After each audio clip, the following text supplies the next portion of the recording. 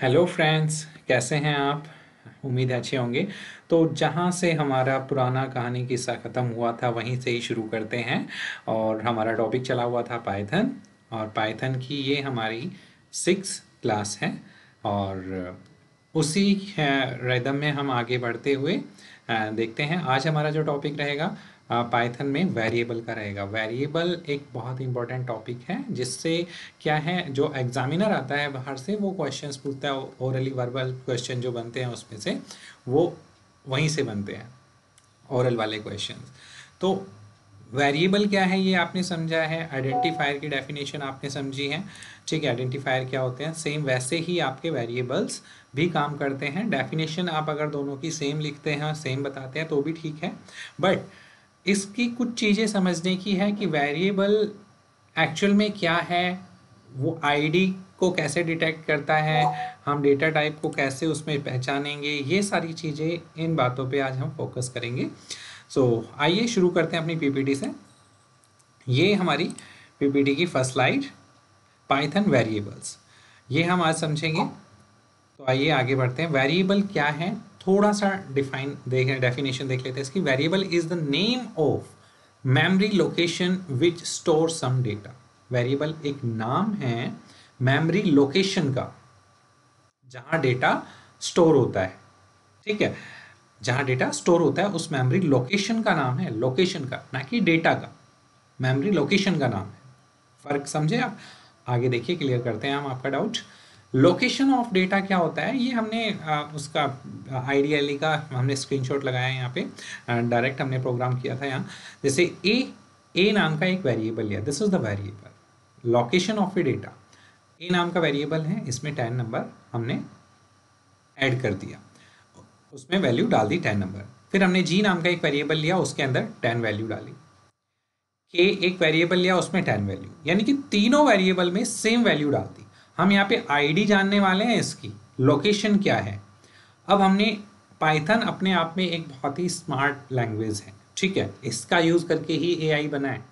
तो पाइथन में जहाँ वैल्यू स्टोर होती है, पहले तो क्या होता था, हमने पहले जो प्रीवियस लैंग्वेजेस हैं उनमें हमने ए में स्टोर कर दी, बी में स्टोर कर दी, जी में, के में स्टोर कर दी 10 वैल्यूज़, तो तीनों की मेमोरी अलग अलग जगह पे लोकेट होती थी।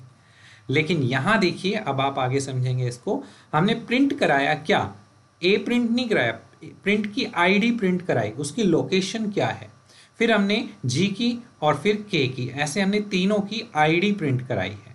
आईडी आप यहाँ देखेंगे, तीनों की आईडी बिल्कुल सेम है। अब आप कहेंगे कि आईडी सेम क्यों है, क्योंकि यहाँ पे तो ऑलरेडी ए, जी और के वेरिएबल तीनों अलग अलग हैं। ये जो वैल्यू उसने डाली है ना, लोकेशन जो डाला है का, उस लोकेशन में का जो एड्रेस है वो है 10 10 10। ठीक है, ये वैल्यूज हैं उसके अंदर और उन वैल्यू का एक ही एड्रेस है। ये जो 10 है वो एक जगह पे पड़ा हुआ है। अब ए उसको कॉल करेगा तब भी वहीं से आएगा, जी कॉल करेगा तब भी, और के कॉल करेगा तब भी वहीं से ही, उसी एड्रेस से वो लेके आएगा। फालतू की मेमोरी भरने से क्या फायदा। ये एक स्मार्ट वे पे डेटा को मैनेज करता है। ठीक है, तो यहाँ पे चाहे आपके पास वेरिएबल डिफरेंट डिफरेंट है, उनके अंदर वैल्यू अगर सेम है तो आपकी वैल्यू एक ही लोकेशन पे पड़ी है, वो तीनों वहीं से कॉल करेंगे उस वैल्यू को जब भी ज़रूरत होगी। फालतू में मेमोरी का वेस्टेज नहीं होगा। यहाँ आया समझ?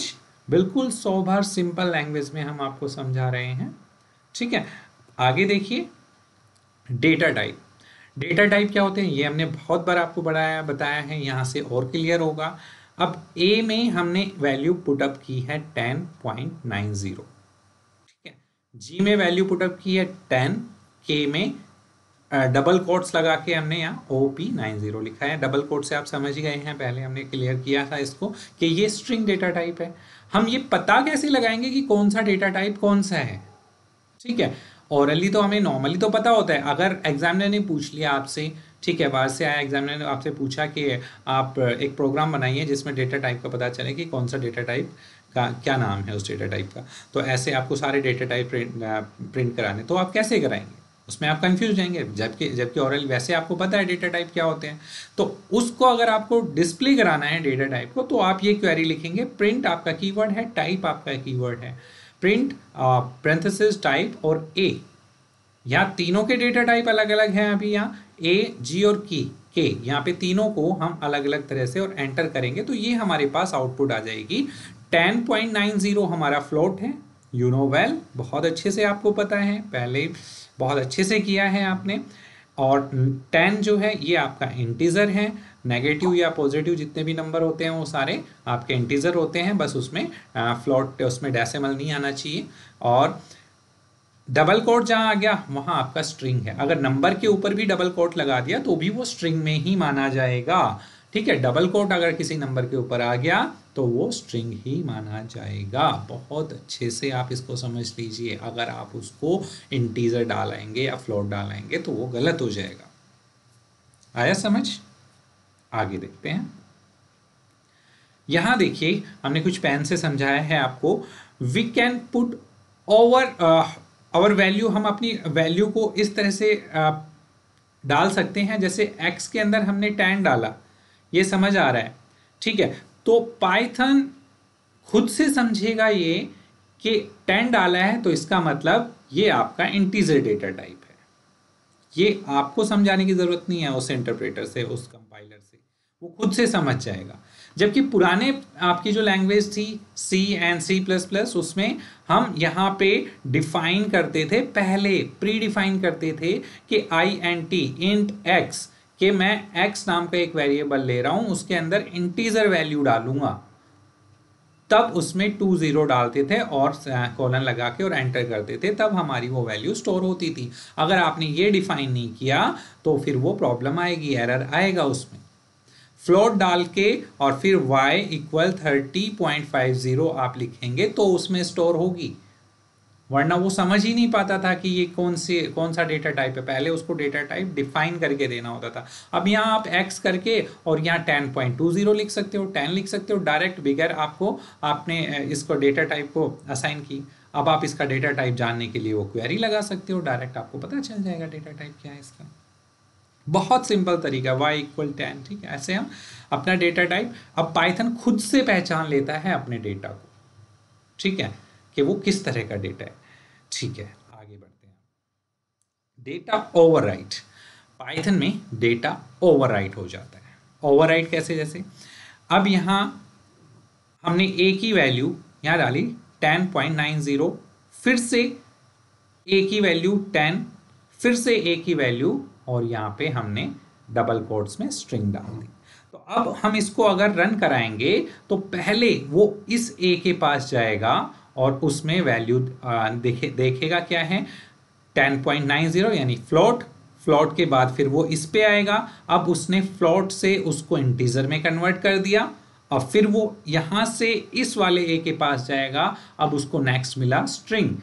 तो स्ट्रिंग के बाद आपने इसको जैसे आप रन कराएंगे, प्रिंट टाइप का मतलब डेटा टाइप यहाँ पूछा जा रहा है, ए को, क्योंकि तीनों ए हैं तो वो ये कंफ्यूज नहीं होगा कौन से ए का डेटा टाइप बताना है, वो लास्ट वाले को लेगा, क्योंकि वो वहां से फ्लोट से इंटीजर पे आया, इंटीजर से स्ट्रिंग पे आया और लास्ट में उसको स्ट्रिंग मिला तो उसने यहाँ पे str data type string print करा दिया।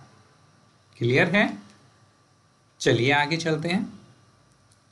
यहां देखिए दोनों चीजें हमने यहाँ पे दी हैं, आपके पास स्क्रीनशॉट ऊपर हमारा पीपीटी का स्लाइड्स है और नीचे हमारा कंपाइलर का है जो हमने सॉल्व करके बताया हुआ है। Assigning a single value to multiple variables, ये भी देखिए एक इंटरेस्टिंग क्वेश्चन है। अभी तक हम क्या कर रहे थे कि एक वेरिएबल में, इससे पीछे वाली स्लाइड आप देखिए, यहाँ एक वेरिएबल में मल्टीपल वैल्यूज हमने डाली है, फ्लोट भी डाली है, इंटीजर भी डाली है और स्ट्रिंग भी डाली है, और हमने उसको डेटा टाइप जाना और हम ए को कॉल करेंगे तो स्ट्रिंग में ये वाली वैल्यू देगा क्योंकि लास्ट में ये है, ओवरराइट होके आ गई। यहां हम जस्ट उसका अपोजिट करते हैं, assign a single value to multiple variable. एक सिंगल वैल्यू को हम मल्टीपल वेरिएबल में कैसे डालेंगे कि हम किसी भी वेरिएबल को कॉल करें हमारे पास वैल्यू वही आ जाए। तो हम इसको दो तरह से कर सकते हैं। पहला तो ये कि हम p के अंदर 10, u के अंदर 90, s के अंदर 23, t के अंदर 90। अब यहां हमने वैल्यूज डाल दी p u s t। अब यहां देखेंगे आप u के अंदर और t के अंदर 90 वैल्यू है, ठीक है। अब हमने इसको प्रिंट कराया PUST यानी चारों को इसमें डाल दिया हमने कॉमा लगा के। अब आप कहेंगे यहाँ तो ये स्ट्रिंग है तो डबल कोट्स की यहाँ ज़रूरत नहीं है, क्योंकि यहाँ हम वेरिएबल को प्रिंट करा रहे हैं, यहाँ हम एक स्ट्रिंग को प्रिंट नहीं करा रहे, वेरिएबल को। तो यहाँ PUST हमने डाला और एंटर किया, इनके सामने वाली वैल्यू आपके पास प्रिंट हो गई। सिंगल वेरिएबल सिंगल आपके पास वैल्यू। ठीक, यहाँ देखिए ऊपर वाले में कि हमने A के अंदर क्या वैल्यू डाली B, और B के अंदर वैल्यू C है और C के अंदर 5 है।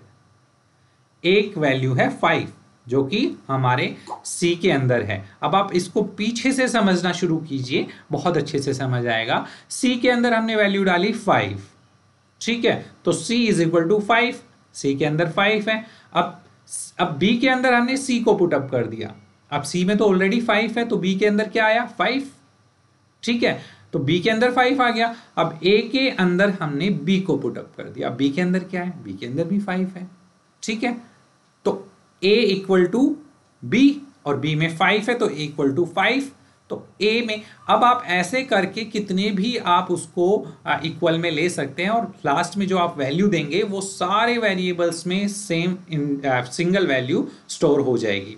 अब आप प्रिंट करेंगे A B C तो आपका आंसर 5 ही आएगा। क्योंकि इनकी जो मेमोरी लोकेशन है, जो फर्स्ट स्लाइड में हमने आपको समझाया था, जो मेमोरी लोकेशन है वो सेम है बिल्कुल, यानी कि 5 से ही उठाएगा वो, A भी वहीं से उठाएगा, B भी और C भी वहीं से ही कॉल करके उठाएगा, अलग अलग मेमोरी की जरूरत नहीं है इनको। आया समझ? आगे देखते हैं, ये देखिए सेम वही हमने यहाँ पे PUST इक्वल 10, अब यहाँ PUST को कॉल करेंगे तो 10 10 10 10 ही आएगा। क्यों? क्योंकि सब में सेम वैल्यू असाइन हो गई, जबकि यहाँ ऐसा बिल्कुल नहीं था। प्रीवियस स्लाइड में यहाँ सबके वैल्यूज अलग अलग थी, U और T की सेम थी, तो U और T की यहाँ सेम प्रिंट हो गई। ठीक है, ये हम समझ चुके हैं। आगे ये स्लाइड का एंड हो गया। अब हम थोड़ा सा आपको लेके जाएंगे IDLE पे, यहाँ हम आपको डायरेक्ट समझाएंगे। अब देखिए पहले की तरह, जैसा कि हमने यहाँ वैल्यू A के अंदर हमने 10 वैल्यू असाइन कर दी, B के अंदर हमने 20 असाइन की एंड C के अंदर हमने 30 असाइन की। यहाँ वैल्यूज आ गई। अब हम किसी को भी कॉल करेंगे, हमने C को कॉल किया तो 30 उसने आंसर दिया।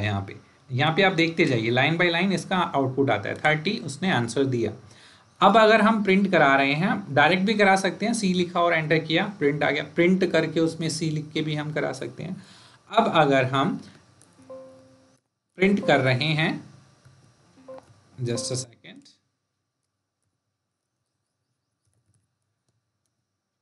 प्रिंट कर रहे हैं हम टाइप, और टाइप में हम डाल देते हैं C, तो C का हमारे पास टाइप क्या है, इंट, क्योंकि C के अंदर क्या है, इंटीजर वैल्यू 30। Got it? अब हमने C की वैल्यू को चेंज कर दिया 30.50।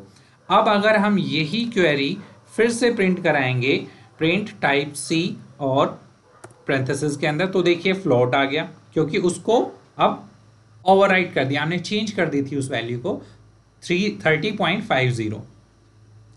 अब अगर हम इसी वैल्यू को यहाँ पे डबल कोट्स लगा देते हैं, यानी कि आपकी बन गई स्ट्रिंग।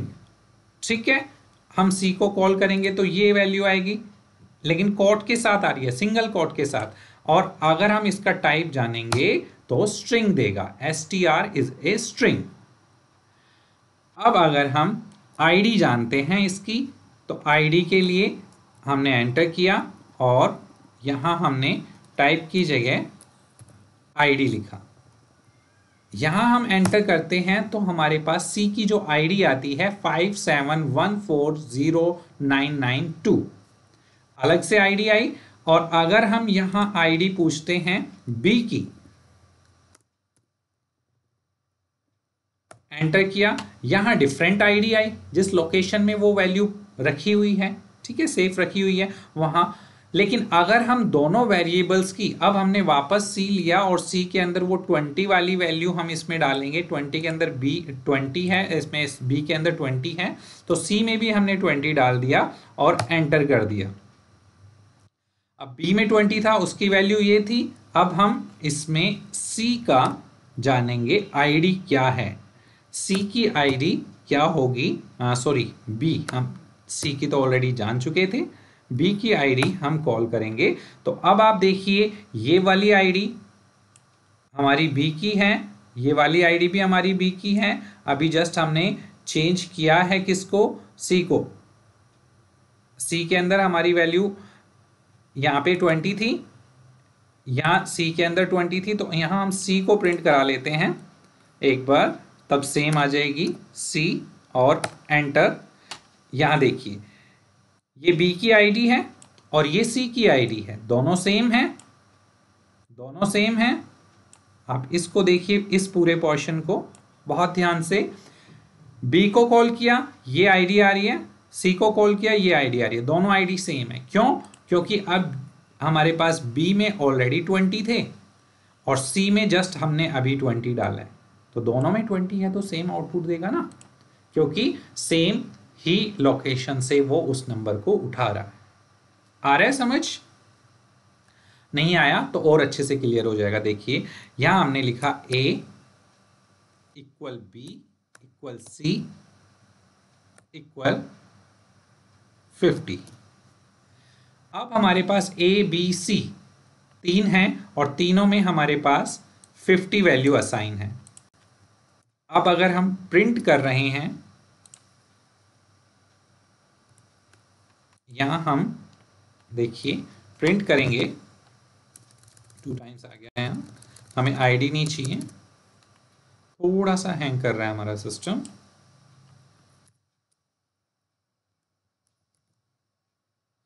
और प्रिंट के अंदर हम यहाँ कॉल, चलिए आईडी को ही कॉल कर लेते हैं, एड्रेस बी सी। इन तीनों की हमें आईडी चाहिए, एंटर किया।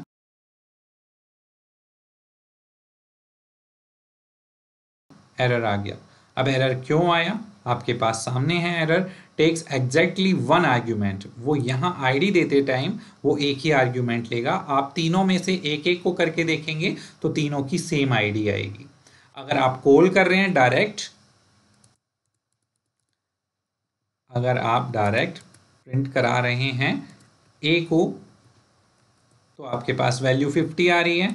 अगर आप प्रिंट करा रहे हैं बी को, तो भी आपके पास वैल्यू 50 आ रही है और सी में भी 50 आएगी। और अगर आप आईडी प्रिंट करा रहे हैं इसकी,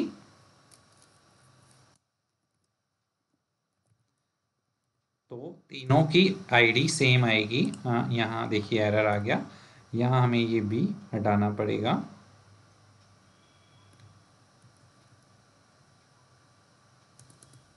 यहाँ हम बी डालेंगे और यहाँ लिखेंगे आईडी। ये आप बिल्कुल सही से लिखिएगा वरना एरर आएगा। यहाँ देखिए जो ये आईडी, ये वाली आईडी है, ये तीनों की सेम आईडी है, वहीं से 50 उठेगा। अब इतनी चीज़ हमने repeat and repeat and repeat आपको समझाई है, होपफुली यहाँ कोई डाउट नहीं रहेगा आपका। फिर से भी अगर फिर भी आपको कोई प्रॉब्लम है तो आप कमेंट बॉक्स में डालिए, हम हर चीज़ का सोल्यूशन आपके सामने रखेंगे। Thank you so much. अगर आपको एक क्लास पसंद आई है तो लाइक, सब्सक्राइब एंड शेयर ज़रूर करें, क्योंकि वहीं से हमें मोटिवेशन मिलता है और हम आपके लिए और बेहतरीन वीडियोस लेके आते हैं, आपके काम की videos. Okay, thank you so much.